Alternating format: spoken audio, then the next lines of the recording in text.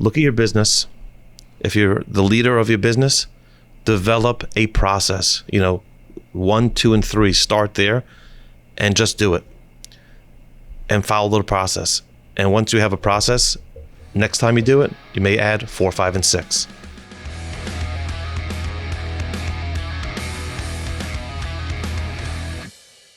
Marc Bodner is the CEO of L&R Distributors. L&R Distributors is a wholesale distributor of consumer products servicing more than 17,000 retail locations and direct-to-consumer e-commerce fulfillment throughout the United States. They have 4 locations around the United States from where they do their shipping. Marc, as an individual, serves on the board of directors of several nonprofit organizations. A rather busy individual, but he did carve out time to share some very deep advice. Marc, where do we start? Perhaps strategic planning? We always start by going big. Okay. We always start with gratitude. True. So it was great to hear you give me that little shout out that, hey, I learned gratitude from Marc, but I don't think you learned it from me. I think that's just part of your personality. Thank you. But certainly, I'm extraordinarily grateful to Bottom Line Marketing and your entire team. We've been doing business together for, I think you said today, close to 15 years. Yeah. And we're going to be talking about transformation today. And you've been a big part of that. Thank you. And your team's been a big part of that. So thank you so much for all your assistance in helping us get there. Thank you. And so start with gratitude. We go big. I'm really grateful for everything that Bottom Line and your team does to help L&R be where we are today. Thank you. Touched, appreciate the kind words, and of course appreciate the opportunity to service L&R. Perhaps now we can move to the very big topic. And by the way, there's always a challenge, this show. By the way, one of the notable pointed feedback points that I receive on a regular basis is that people appreciate that I have the opportunity to get into a deep discussion. So it's not just like one of these shows where you get a 5-minute tidbit that was watered down from the full show. We get to do a deep dive. That said, it's still not nearly enough time as we really do need. Strategic planning, Marc could talk about for probably a good 10 hours without taking a break. That doesn't mean it will be done within 10 hours, but that means he'd go straight for 10 hours. How do we possibly touch on that in this particular segment, let's say over the next 7 to 10 minutes? Strategic planning. Strategic planning is something that many people put on their to-do list, right? I would say everyone. They may not call it strategic planning. They may call it something else. But strategic planning is on everyone's to-do list. And more likely than not, like most to-do lists, things slide down to the bottom. And, I meant to do it. I wanted to do it. My intention was to do it. But actually doing it is, it's difficult. It's hard because it requires, number one, time, which is something that we're all trying to get more of. Yeah. And we'll talk about maybe a little bit about how do we get more time if there's some time at the end of this segment that we're going to do. So you need time. You also need your team. You need your team to understand the importance of it and to understand why to do it. So there's, again, like everything else, there's a why, a what, and there's a how. So why is it important to do strategic planning? It's kind of like having a cookbook. You want to prepare a really amazing dish. You open your cookbook, you've never prepared it before, and you need ingredients, and you need utensils, and you need all the gear to make it happen. Strategic planning is the exact same thing. If you don't have the recipe for where you're going, then you're just going to get caught up in the grind of the day-to-day. So doing strategic planning is really, really important from understanding and helping you build the vision, because everything starts with the vision.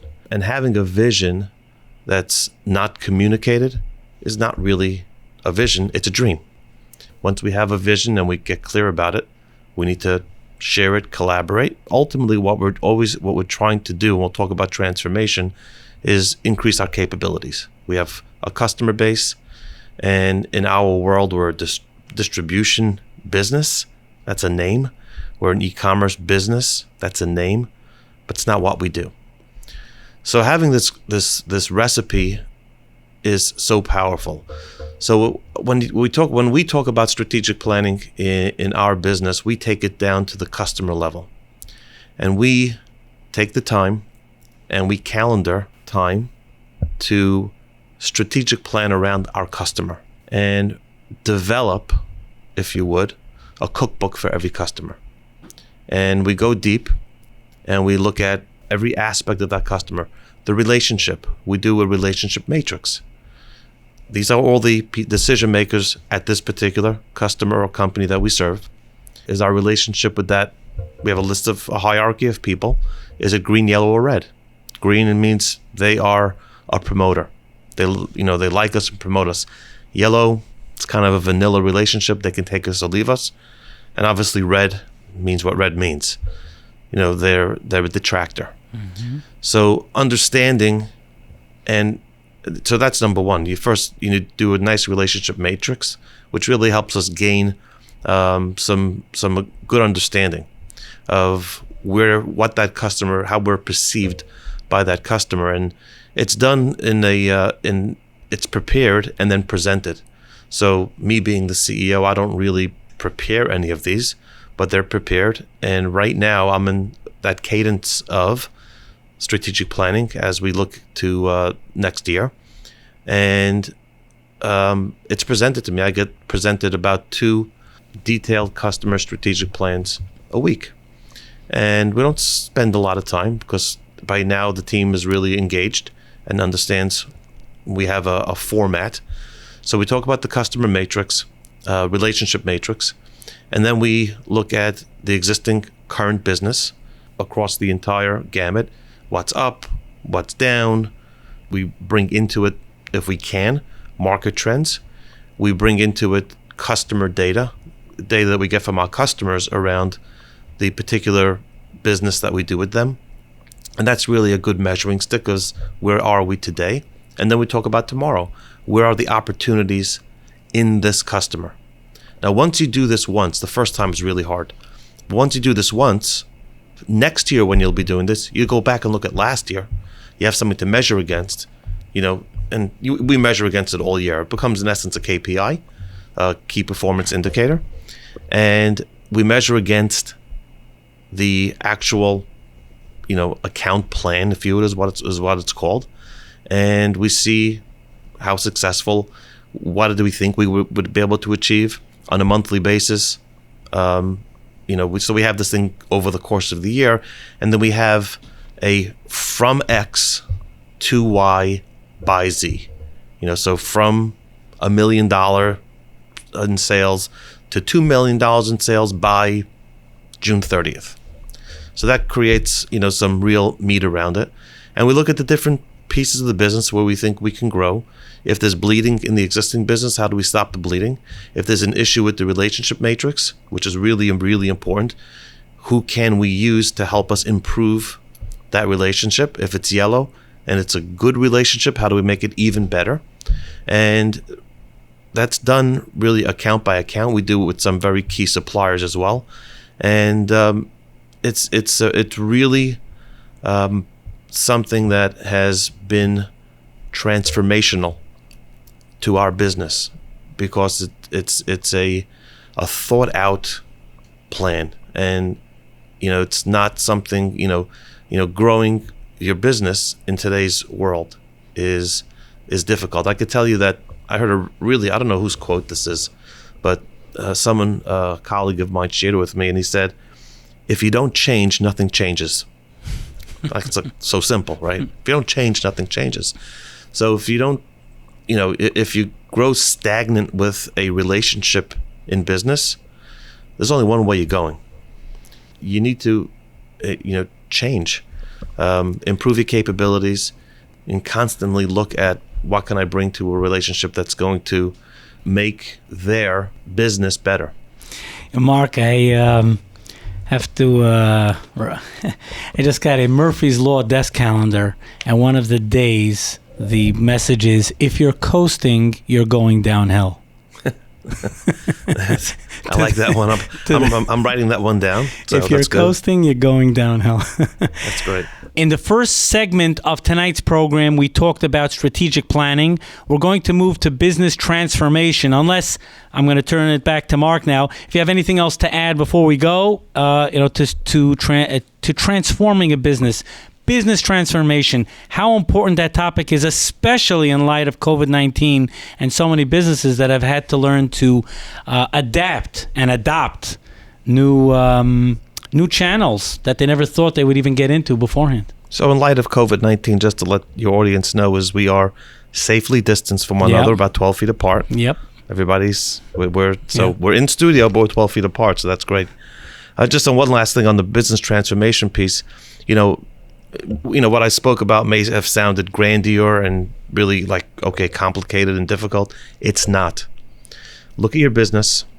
If you're the leader of your business, develop a process. 1, 2, and 3. Start there and just do it. And follow the process. And once you have a process, next time you do it, you may add 4, 5, and 6. That's not hard to do. Just get started. Develop a small process. We're going to do whatever that particular business is. Look at if it's customer-based or service-based. What could you improve? And just go with that. But to that point, how disciplined does one have to be in terms of setting aside a time? Like, let's say Tuesday at 12:30, and come what may. Is that sure. critical? What's critical is getting your team involved. Collaboration is absolutely critical. So communicate first the importance and why you want to do it. Delegate to the people who are in the trenches. Get your team involved. It becomes a team exercise. It becomes a team building exercise because people feel like they have. You can go down to, doesn't have to be all managers or leaders in a business. You can go down into the trenches and get people's opinions who are in the trenches. Bring them into the plan. Not that they're necessarily part of the conversation. Get some information from them, and it becomes a collaborative process. And then delegate the pieces out. And if you're the CEO or the president or whatever, the head salesperson, have them develop something and bring it back to you. But if you're the one who you're going to be reported to, my advice is to develop the outline, so that you're getting it in the format and it's a consistent format, and it is absolutely transformational. You'll have a real plan. If you have a cadence of a weekly meeting or a monthly meeting, where you'll have something to review, and again, from X to Y by Z is a really great, simple thing to do. So now moving on to business transformation. I know we have only around 10 minutes for this segment. I don't know how we'll all get it in, but I know somehow you'll pack it all in to in only a way that you're able to do. Change. Yeah. Business transformation is something that is really important. Just a few moments ago, I heard a really great quote.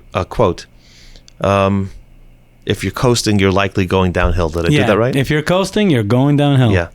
So that's transformation. If you're not transforming your business on a regular basis, you're going downhill. There is no ifs, ands, or buts. If you're a service business, if you're a product business, if you're a manufacturing business, it doesn't matter. I can almost guarantee you that if you're not transforming it, you're going downhill. So, we're a distributor.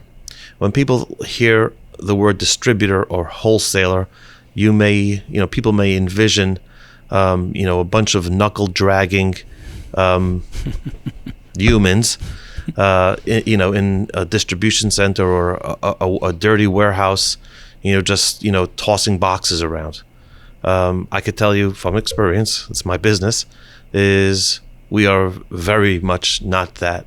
We used to be that, but we're not anymore. So how did we become Transform. How did we make that transformation? And we looked at one of the key things in a leadership role is having the ability, or at least people in your organization that have the ability to look around the corner and predict the future. I'm not, that's not, those are just words, but try to identify things that your customers need before even they know they need it. It is so important. You know your business well. You know what it could do. You have a vision. Many times you keep it in your head. Share it. Put it out there. Look at what your customer may need tomorrow, and see if it's if it passes a business smell test, and start developing new capabilities off of a vision of the future. And that's transformational. So you opened up the segment, you described L&R Distributors as a distributor, 17,000 locations. We stock around 30,000 individual SKUs or items, and and also a nationwide e-commerce fulfillment company. 3 years ago, that would not have been in our description. This year we'll ship close to 1 million direct-to-consumer orders. We're not an e-commerce company. We're that knuckle-dragging part of e-commerce. We're the piece of e-commerce that's responsible for doing the fulfillment piece. And we developed a direct-to-consumer blind drop shipping fulfillment capability, which, again, was done with transformational thought, with vision. What do my customers need? What do my customers need tomorrow that they don't even know about yet? And that's what I always am talking to my team about. Let's have that mindset. Let's have that creative mindset and think and take all there are no obstacles. Imagine there are no obstacles in the room, and we can do anything we want. What does it look like? And we start having those conversations, and they become very strategic and transformational, and we build a project, and we start assigning tasks out, and hence 3 years later, we're from 0 direct-to-consumer orders. And I have something really interesting to say. We built this because we thought this was a capability that our customers would really want, and today they're starting to want it. So we built it for our customers, and for the most part, we're not doing it for our customers. We found a whole new customer base. Wow. That just happened. Of course, it didn't just happen. A whole new, e-tailers who wanted to have our product on their websites. Everything from, small e-commerce companies to really large household names. One of them starts with the letter A, and some very large e-tailers that people, know out there, that we do blind dropship fulfillment. So you get a box in your house and it says retailer X on it. It's coming from my warehouse. And that is a very sophisticated capability that we've done. It's obviously been a very sticky thing, because Mr. Yitzchak Safalis introduced my company today by saying that we service over 17,000 retail locations, as well as a robust e-commerce fulfillment business. That was a very transformational project. So today, we have a position in our company that didn't exist a couple of years ago, and it's called a VPT, a Vice President of Transformation. In reality, what is that? It's a project manager whose job it is to run work streams or run playbooks that we have going out there, and to keep track of where we are on those work streams, where we are in that project. But I gave him a VP title. He's a VP of Transformation, because we're constantly looking, okay, where do we need to get to? What new capabilities? What do we have? What do we have inside of our arsenal that we can make even better? And what don't we have yet that we can create? Mark, this is so, what could I say, enjoyable to even hear the way you're expressing all this. I guess a key question that comes to mind, because you talked about your team and the importance of being able to delegate it with key people. How critical is it, and what secrets could you share about building out an executive team? I'm sorry. Listen, you told me I can ask you anything. Anything you want. Okay. Let me tell you, everyone who knows me as what one would call a rugged individualist, as many of us are. When I say us, I'm talking about entrepreneurial-minded business people. We have this innate desire to do everything, to be involved in everything. And change the laser toner. That's an inside one. Okay, that's me. It's an inside joke, but it's Moshe Shep is me. But I could tell you that rugged individualism will only take you so far. This is a radio show, and I don't know what the rules are. But anything goes. So they're not going to throw us off. But I will say that one of the things I did about 10 years ago was starting to invest in myself, and in really around coaching, business coaching, finding mentors that could really help me think differently. And I joined some coaching programs. I found a good mentor, and that really helped me understand the importance of delegation and understanding how to delegate, when to delegate, what type of delegation. Do I want to delegate it and it's off my desk? Do I want to delegate it but I want to report back to me frequently? Do I want to delegate it and let me know when it's finished? Different levels of delegations. Once you understand that, okay, you can get some comfort. A big piece of it is tools.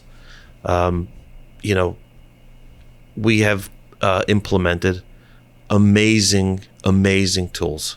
And one of these days, I hope you get the opportunity to sit down with some of the people who have helped me. I think it would be really helpful to your audience to learn some of it. Thank you. But developing the right tools in terms of how to communicate, how to understand what people are feeling. Email is a great tool, but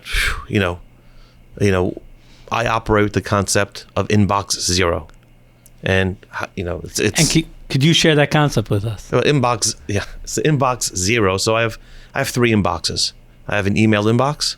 I have an inbox in a tool called Asana, which is a project management tool, where all my tasks reside.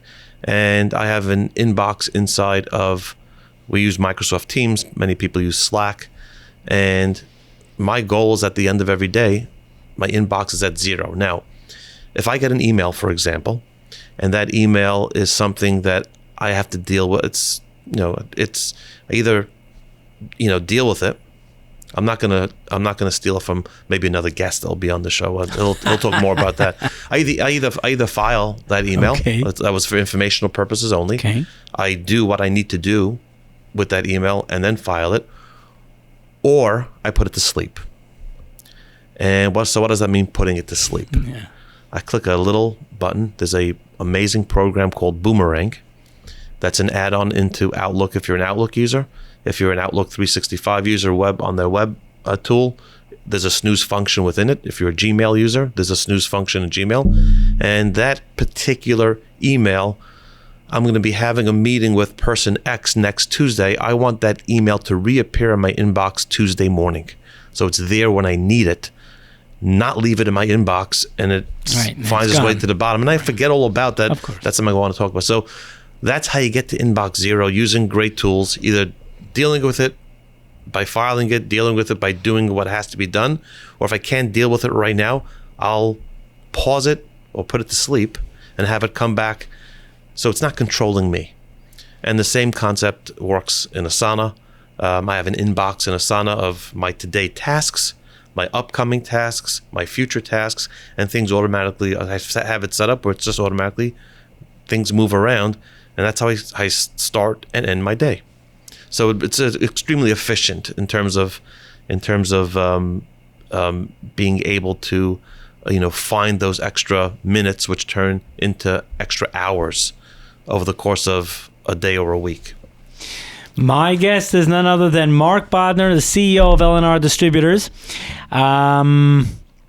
If we have time, I'd love to also get to your guidance for people out there, because in terms of philanthropy, in terms of time, in terms of sharing of themselves, I know you're part of Chai Lifeline and many other notable organizations, and someone like yourself, like, it's impossible to think, okay, how do you have extra time to give back? And that's something that also I think would be very meaningful to people. Marc Bodner, the CEO of L&R Distributors, is my guest, and we mentioned that earlier in the program that we were going to get to the all-important topic, solutions-based selling. Now, it doesn't make a difference what industry you're in. Solutions-based selling is a mindset. I'm handing it over to Marc. Solutions-based selling. Let's start there. But it's in my stomach, so okay. Transparency has to come out. Okay, please. So philanthropy and giving of your time. Yes, it's a really important thing. And you're giving me way too much credit, but let's not talk there. But you also mentioned something which is a pet peeve of mine. Okay. Which you said. Don't walk out on me. You said I'm hooked up. Don't storm out. I'm hooked up to these wires. Okay. I'm stuck. We knew what we were doing. You said something. You said use the term of giving back. Yeah.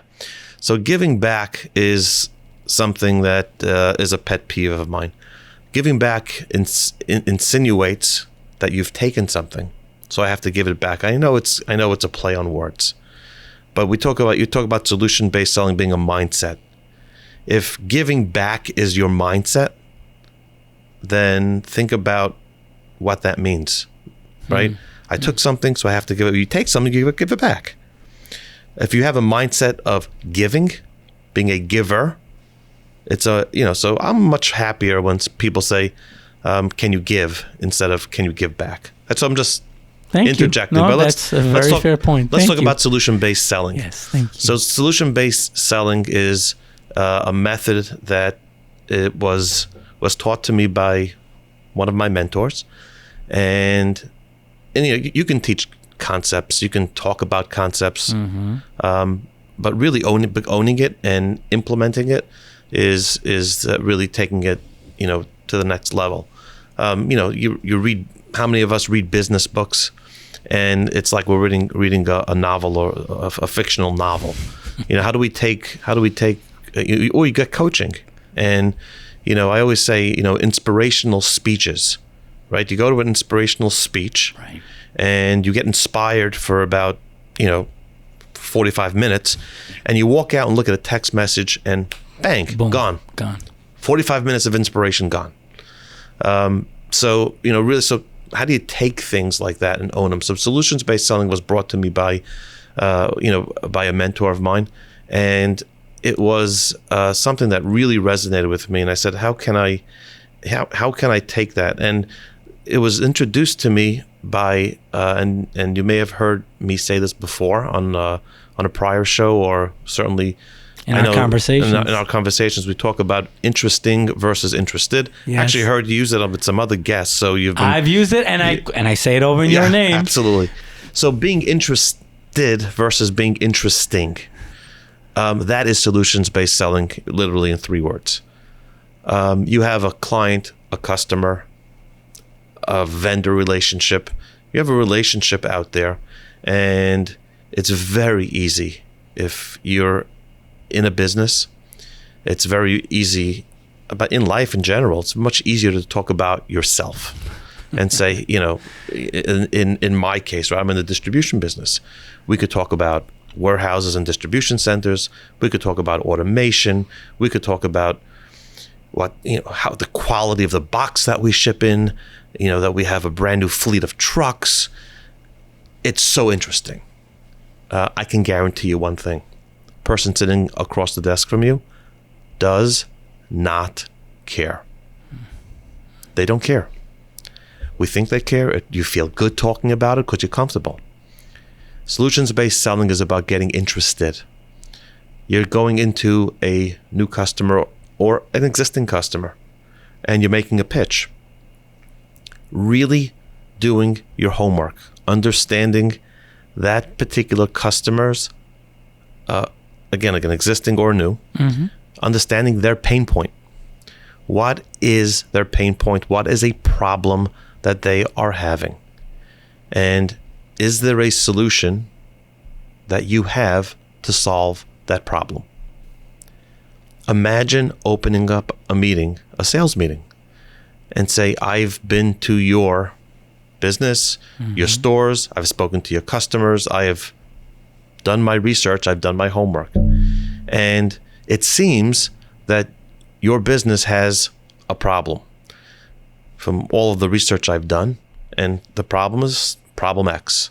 So in my case, I sell into retail, or I sell into my e-commerce services, and I'll order a package, I'll order product from a particular e-commerce site and see how it comes filled.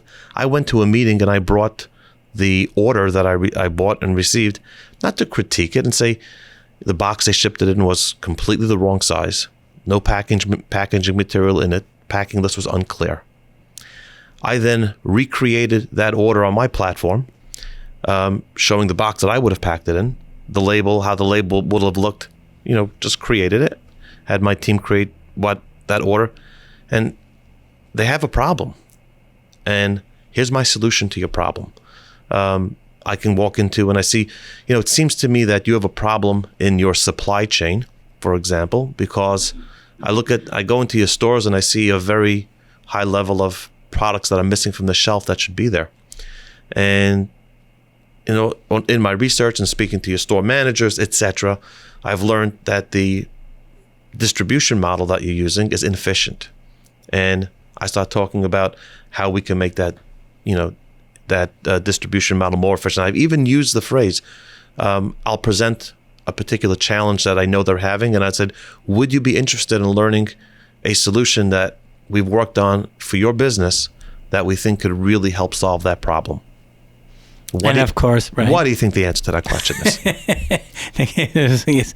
Yes, sir. Thank you, please. And, so you could always tell when people are engaged in a meeting, especially when you're trying to sell them something, if they're sitting forward or they're sitting back. It's kind of like when you were in school, right? Yeah. The teacher knew you were engaged. Yeah. If you were sitting straight up in your chair, leaning forward, your finger on the place, or if you were sitting back, right, even if you had your finger on the place, looking at the ceiling, you're not engaged, right? Yeah. So having an engaged audience, and I could tell you, wow, it is the feeling that you have when you have them really interested because you're being interested. And what ends up happening is they give you the opportunity to be interesting. You get to say everything that you want. I just went through a meeting, just to give you, we did not have a good relationship with a particular customer of ours. Mm-hmm. The relationship was not good. And red. It was, this was the top guy, and it was red. And we started talking, and my plan going into that meeting was 100% to listen. And I opened up the meeting, and I said, Eric, it was a Zoom meeting. It was a few weeks ago. He was in Boise, Idaho. I was in Brooklyn, New York. And interesting, on Zoom, you see interesting things. He had a deer's head behind him. He's a hunter.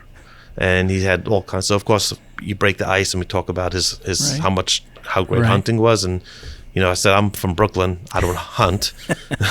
You're from Boise, Idaho. You hunt. Tell me a little bit about that deer head. And we just broke the ice a little bit, so that was good. Okay. I said, Eric, I'm here to listen. I have my notebook. Showed him my notebook. I have my pen. I'm just going to write. Wow. Go ahead. Tell me what the issues are. Tell me, I understand that you have problems with our company. I want to hear them all. And he pretty much... He unloaded. And then I started solution-based selling. And I said, Eric, this is what I've been noticing. I actually got on a plane 2 weeks ago, and I flew into one of your markets in Texas. This is during COVID. Yes, you can fly during COVID safely, everyone. Yep. You can't stay in hotels. Yep. I've done it plenty. And I've been in your market, and I noticed, that there are some issues and problems. I noticed them myself. Here's what I saw. And we started getting into that conversation. And by the end of the and I explained to him how we were going to change our leadership team for him, and came up with a fancy word of concierge team for him. Okay. And walked him through the concierge team, the personnel, and who's going to be doing what, which I knew would address his problem that he had with us. By the end of the meeting, every single thing I would have used to defend myself when he was letting me have it, he mentioned himself and gave me credit for doing it. That's how powerful solution-based selling could be. I didn't have to say, but I did this for you. And I spent that money to help you out. And we did a lot for them. And you always wonder, is it getting to that top guy? If it's a good business, it's getting. He's a shrewd guy. He knew everything that we had done, but he wanted more. And quite frankly, he was right. We were doing our job, but we weren't doing what he expected us to be doing. But by the end of that meeting, he gave us credit for every single thing I had in my list that I would have come out of the box with. And he told me how much he appreciated that. And so I said at the end, so the question you're asking me, Eric, is how can we do more of that? And he says, exactly. And that's, we talked about the whole concierge model that we came up with and that we'll be implementing. And my next meeting with him is on in 2 weeks from now with the new team. And it's quite powerful. Marc, we covered strategic planning, business transformation, solution-based selling. As we wrap up the show, as we wrap up this segment, perhaps you could share this is an unfair question to you because I know you could take this in a million different ways, but perhaps a final 60-second takeaway for the listeners of Mind Your Business. Working on your business is so important. I didn't say working in your business is so important. Working on your business is so important. Everything we talked about today was working on your business. And if we can have that focus, I spent many, many, many years working in my business. And, how's it going to get done if I don't do it, if I'm not involved? How do I know they're doing it if I'm not watching them? Let's put cameras up everywhere. That's a rough culture. Think about if you were on the other side of the desk, would that make you happy? So everything we talked about today was working on your business. Just to wrap this up in a bow here, is find the time to work on your business. There's great tools to increase your productivity to find more time. Learn about the concept of inbox zero. I think that's a really important thing. It's created tremendous amount of time. Imagine getting a Teams message in a chat instead of an email, and my response is a thumbs up. Right. Solved. Done. Solved. I didn't have. It's not. I need 2 hours to catch up on my emails. That's 2 hours you gain back if you have a good system in place. Work on the business. Don't work in it. I love the honor of interviewing C-level executives and sharing their great advice and perspective on Mind Your Business. I'd love to get your feedback. Post it in the comments below and subscribe. You'll never miss an edition of Mind Your Business.